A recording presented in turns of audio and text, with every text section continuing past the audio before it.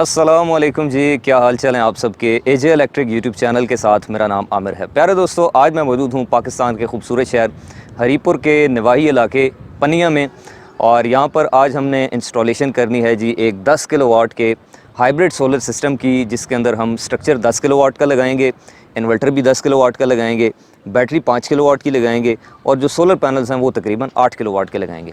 अच्छा, यहाँ पर एक सिचुएशन है, वो ये है कि ये जो जगह है ये बुनियादी तौर पर हरीपुर में पनिया के इलाके में एक स्कूल है, मॉडर्न एजुकेशन पब्लिक स्कूल। इसकी छत के ऊपर यहाँ पर इन्होंने जब छत डलवाई थी तो इस नीयत से डलवाई थी कि यहाँ पर बाद में हम सोलर लगाएंगे, तो इसके लिए इन्होंने पहले से टेपर छत जो है वो डलवाई थी।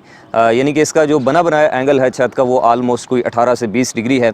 तो इसके ऊपर अब हमने स्ट्रक्चर जो है वो इंस्टॉल किया है, इसको थोड़ा सा अपलिफ्ट किया है ताकि नीचे जो है वो काम करने में, वेल्डिंग करने में आसानी हो जाए, और अगर किसी किस्म की कोई मेंटेनेंस करनी पड़ती है सोलर पैनल्स के कनेक्शंस में या फिर कनेक्शन करने के दौरान तो थोड़ा बेहतरी आ सके। तो इसके लिए हमने तकरीबन इसको 2 फुट जो है वो अपलिफ्ट करके स्ट्रक्चर को लगाया है। 18 पैनल्स का ये टोटल स्ट्रक्चर है, जिसके अंदर हमने जिंको सोलर के 590 वाट के एन टाइप बाइफिशियल 14 अदद सोलर पैनल्स को इंस्टॉल किया है। इस तरह से ये तकरीबन 8.2 किलोवाट की इंस्टॉल कैपेसिटी बनती है। इसके साथ अब हम इंस्टॉल करेंगे जी 10 किलोवाट का इन्वर्क्स कंपनी का IP65 single phase hybrid solar inverter, और उसके साथ इन्वर्क्स की ही IP65 5 किलोवाट आवर की जो पावर वॉल है लिथियम बैटरी, उसका भी इस्तेमाल करेंगे। तो आज की इस वीडियो में मैं आपको पूरे इस सोलर सिस्टम की जो इंस्टॉलेशन है वो दिखाने वाला हूं कि एक 10 किलोवाट सिस्टम को इंस्टॉल करने के लिए क्या क्या स्टेप्स फॉलो किए जाते हैं। तो वीडियो पूरी देखिएगा, इंशाल्लाह आपको काफ़ी फ़ायदा होगा। तो सबसे पहला स्टेप ये है कि आप यहाँ पर देख सकते हैं कि हमने ये जो दीवार है ये सिलेक्ट कर ली है, जिसके ऊपर इन्वर्टर और बैटरी और पूरा जो सिस्टम है वो लगाना है। घर की जो डीबी है वो आप देख सकते हैं कि वहाँ पर बाहर है, वहाँ से तारें जो हैं वो अंदर लाई जाएंगी। यहाँ से देखें आप सुराख कर दिया है, यहाँ से डक्ट लगा लेंगे, और यहाँ पर डक्ट की जो मार्किंग है वो मैंने कर ली है। आप देख सकते हैं यहाँ पर लिख भी दिया है कि इस पोर्शन में यहाँ से डीबी लगेगी ऊपर, फिर लेज़र लेवल की मदद से हम यहाँ से अलाइन करके ऊपर देख सकते हैं आप कि यहाँ पर सुराख कर दिए हैं। डीबी के लिए ये पोजीशन है, और इसी तरह से इस पोजीशन के ऊपर इसके वर्टिकल ऊपर वहाँ पर इन्वर्टर लगेगा, जिसकी जो बेस प्लेट है उसको भी हैंग कर दिया है।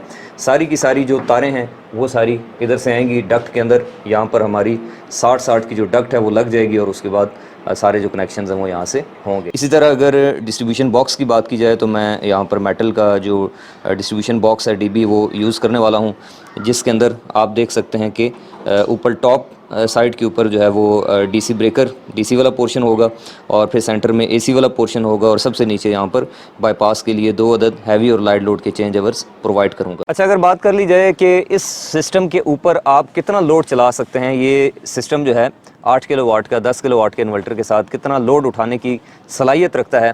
तो 10 किलोवाट का जो सिस्टम होता है ये उन घरों के लिए मौजू होता है जहाँ पर 4 अदद इन्वर्टर एसी चलने हों, और इसके अलावा बाकी जो घर का लोड होता है जैसे वॉशिंग मशीन, इस्त्री, फ्रिज, लाइटें, पंखे और इस तरह की चीज़ें जो हाउस होल्ड लोड होता है, तो उन घरों के लिए 10 किलोवाट का इन्वर्टर जो है वो रिकमेंड किया जाता है। बाकी सोलर पैनल्स आपने अपनी यूजेज कंजम्पशन जो यूनिट्स की होती है उसके हिसाब से लगाने होते हैं। मिसाल के तौर पर अगर आप चाहते हैं कि आपके 4 एसी और बाकी घर का सारा लोड एट ए टाइम चले, तो फिर आपको पूरे 10 किलोवाट के पैनल्स कम से कम लगाने पड़ेंगे, जो कि अगर ग्रीन मीटर के साथ कनेक्टेड हो तो तकरीबन साल के 1200 से 1500 यूनिट जो है वो देने की सिस्टम सलाहियत रखता है। गर्मियों में ये यूनिट बढ़ के 1500 पे भी जा सकते हैं, सर्दियों में 800-900 पे आ जाते हैं, और एवरेज आप लगा लें तो तकरीबन 1200 यूनिट होते हैं। तो ये जो सिस्टम है ये तकरीबन हमारे 2 से 3 एसी और इसके साथ बाकी एक इस घर के लोड में शामिल है 1 अदद रेफ्रिजरेटर, 1 अदद डीप फ्रीज़र, इसके अलावा 4 से 5 पंखे हैं, लाइट लोड है, वाईफाई है, 3 अदद इन्वर्टर एसी हैं, और इसके अलावा वॉशिंग मशीन और इस्त्री वगैरह जो कि नॉर्मली इस्तेमाल होती है। तो ये सारा लोड एट ए टाइम ये सिस्टम उठाने की सलाहियत रखता है। इसके साथ हमने 14 पैनल इसलिए लगाए हैं क्योंकि यहाँ पर ये एक देहाती इलाका है, तो यहाँ पर नेट मीटरिंग का उस तरह से कॉन्सेप्ट नहीं है। तो इस वजह से ये सिस्टम ऑफ ग्रिड कैपेसिटी में चलेगा, यानी कि दिन को सोलर पे सारा लोड चलाएँगे, और जब शाम को सूरज ग्रूब हो जाएगा तो बैटरी जो है वो सिस्टम में टेक ओवर कर लेगी, और उसके बाद बैटरी की एक सर्टन हमने परसेंटेज इसमें सेट कर देनी है कि बैटरी 50% तक इस्तेमाल हो और उसके बाद वापड़ा आ जाए। और वैसे भी इनके 2 मीटर लगे हैं, तो 15-15 दिन के इंटरवल के हिसाब से इनका जो बिल है वो प्रोटेक्टेड कैटेगरी होने की वजह से काफ़ी हद तक मिनिमाइज हो जाए। तो यहाँ पर आप देख सकते हैं कि जो वायरिंग का प्रोसीजर है वो ऑलमोस्ट कंप्लीट हो चुका है, इसकी जितनी भी जो वायरिंग है, यहाँ पर जो एसी सर्किट था उसकी भी, और जो डीसी सर्किट है, यहाँ पर आपको डीसी ब्रेकर्स नज़र आ रहे हैं। इसी तरह से ये एसी ब्रेकर हैं जिसमें वापटा का कंट्रोल, इन्वर्टर की वापटा, हैवी और लाइट लोड के ब्रेकर्स। इसी तरह यहाँ पर हैवी और लाइट लोड के जो बाईपास हैं सोलर और वापटा के लिए, चेंज ओवर्स जो हैं वो भी यहाँ पर इंस्टॉल कर दी हैं। इसी तरह अगर आप इन्वर्टर के जो टर्मिनल बॉक्स है इसके अंदर आ जाएँ तो यहाँ पर आप देख सकते हैं इसका हैवी लोड का, लाइट लोड का और ग्रिड के जो टर्मिनल्स हैं वहाँ पर हमने पाकिस्तान केबल की जो 6 mm वायर है वो यूज़ की है, कनेक्शंस के लिए उसको लगा दिया है। और इसके अलावा जो ग्रिड वाली साइड है उसके ऊपर सीटी को भी प्लेस कर दिया है। बस अब इसमें एक चीज़ की कमी है जो लगनी रह गई है, वो है यहाँ पर अब हम बैटरी लगाएंगे। देखिए यहाँ पे मैंने लिख भी दिया है, तो बैटरी का इंतज़ार है। तो बैटरी के कनेक्शन करके उसका BMS एक्टिव करके फिर मैं आपको फाइनल जो है वो इसकी टेस्टिंग करके दिखाता हूँ। जितने भी जो वायर्स थी AC और DC की, वो हमने यहाँ पर एक स्ट्रेट जो है वो डक लगा ली है, आप देख सकते हैं। और उस डक के अंदर सारी तारें जो हैं वो बिल्कुल सफाई से और नफासत से जो है वो यहाँ पर प्लेस कर दिए हैं। अब आपको यहाँ पर किसी किस्म का तारों का कोई वो जंजाल पूरा बना हुआ नज़र नहीं आए। आप देख सकते हैं कि यहाँ पर इन्वरेक्स की पावर वॉल जो लिथियम बैटरी है ये भी यहाँ पर इंस्टॉल कर ली है जी, जिसमें अभी तकरीबन 58% जो चार्जिंग है वो मौजूद है। और यहाँ पर स्क्रीन के ऊपर भी आप देख सकते हैं कि बैटरी इस वक्त सोलर से चार्ज हो रही है। 3.43 किलोवाट पावर सोलर से आ रही है।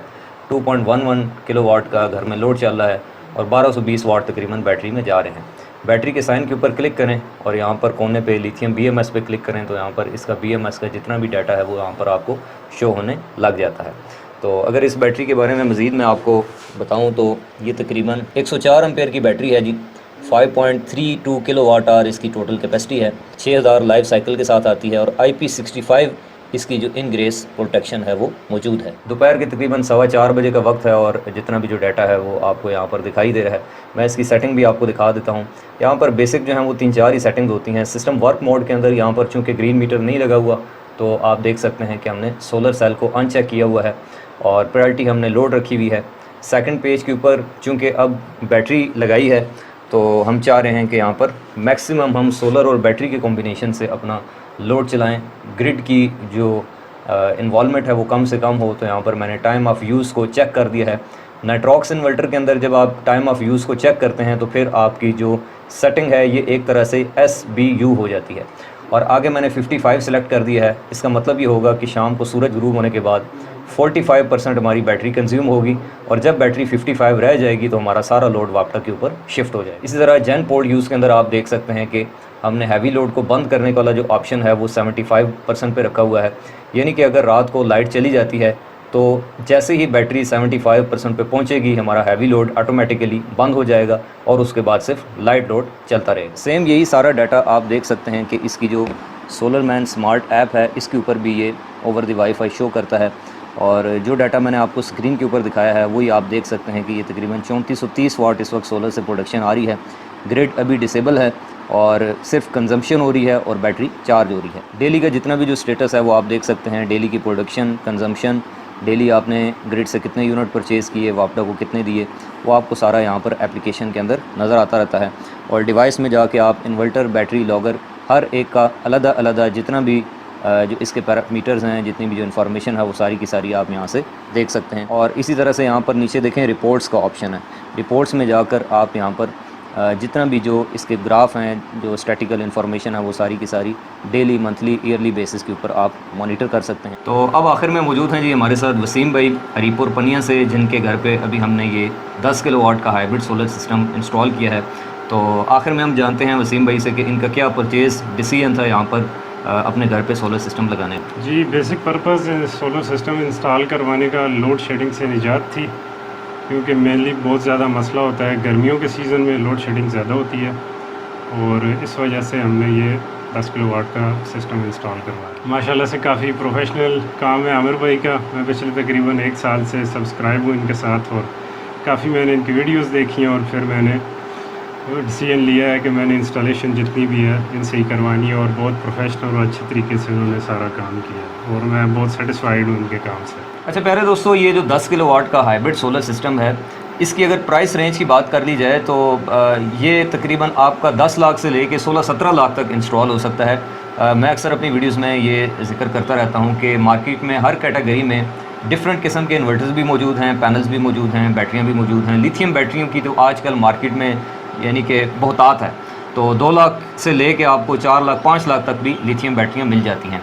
तो अब ये जो सिस्टम है इसकी प्राइस फॉर एग्ज़ाम्पल अगर 14,80,000 या 15 लाख तक आई है, आखिर आपने यही जो कंपोनेंट्स हैं, ये जो ये बैटरी है, ये इन्वर्टर है, ये क्यों चूज़ किया है? आप इसके अलावा भी कोई चूज़ कर सकते थे। इसके पीछे आपका क्या डिसीजन? जी, मेन पर्पस और डिसीजन ये था कि for the peace of mind, क्योंकि मैं एक ओवरसीज़ पाकिस्तानी हूँ और for the peace of mind मैंने इन्वेरेक्स कंपनी को चूज़ किया है, क्योंकि एतमाद की वजह से मेरा कॉन्फिडेंस है इसके ऊपर।